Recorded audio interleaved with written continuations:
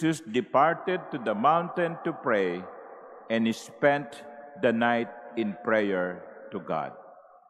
This is how, my dear brothers and sisters, describe the night of Jesus, a night of Jesus. He spent time in praying. Si Jesus na yun, ha? It is Jesus himself. And yet, in spite of his busy days, he was able or he's able to pray. So, my dear brothers and sisters, this morning, I invite you to reflect on prayer and how come we are not able to pray. Yes, you are here, celebrating with me the Eucharist. But during the day, what are the things that we do? At night, before we sleep, what are the things that we do? You know, why we are prevented to pray? There are so many reasons. I'll just give you 3. Number 1 is electronics. Electronics. These are distractions. You have your cell phone, you have TV, you have stereo, radio. Those are the things that take our attention away from prayer. Kaya tayo hindi makapagdasal kasi ang dami nating mga distractions. So, sabi nga, if you want to sleep, do not look at your cell phone before you sleep. Calm down.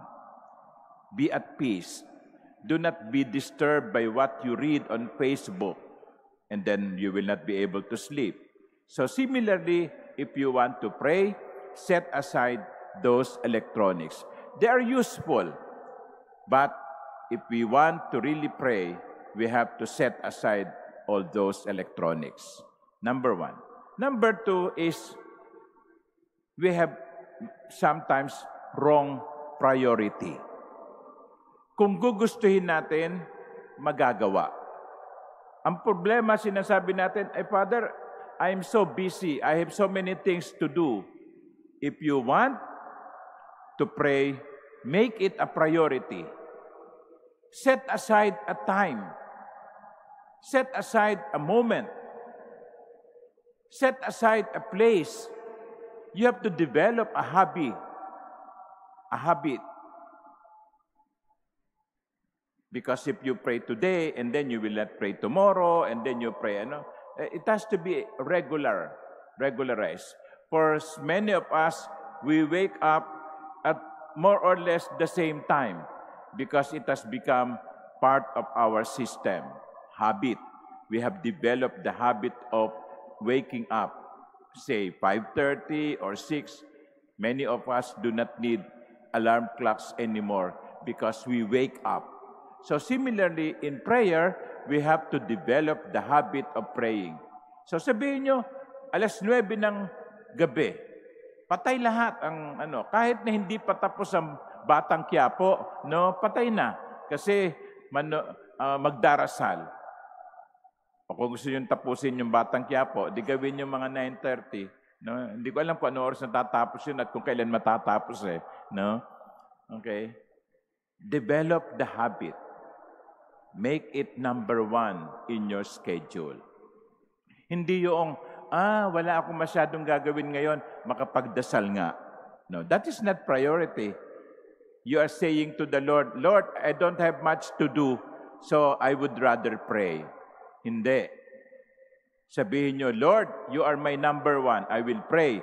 The rest, they have to wait. That is priority. Kung gugustuhin, magagawa. And number 3, I think we have to organize our day. Just like what I said earlier, set aside the time for prayer. Jesus himself set the night for prayer. That was his least busy moment. So organize yourselves.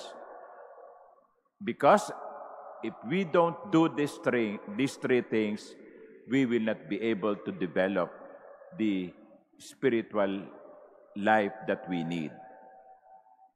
Kaya ho siguro tayo madaling manghina, kaya tayo madaling mawalan ng pag-asa, kaya tayo madaling masiraan ng loob, ay sapagkat mahina ang kapit natin sa Panginoon.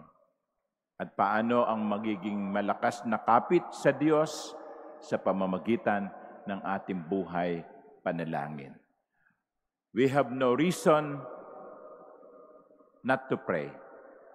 Jesus himself prayed.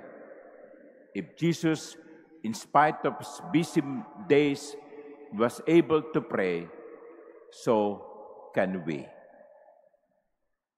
Amen.